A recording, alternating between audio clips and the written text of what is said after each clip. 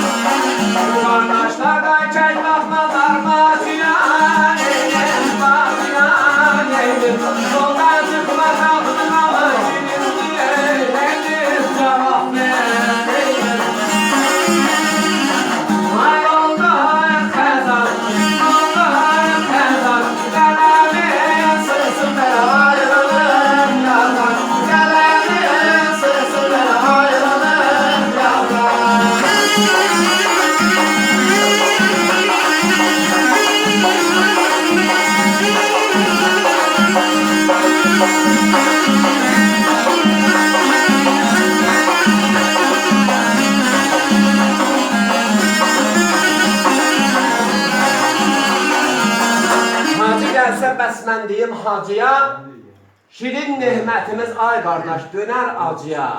Qardaşlar ki, kəz baxmazlar bacıya, yoldan çıxma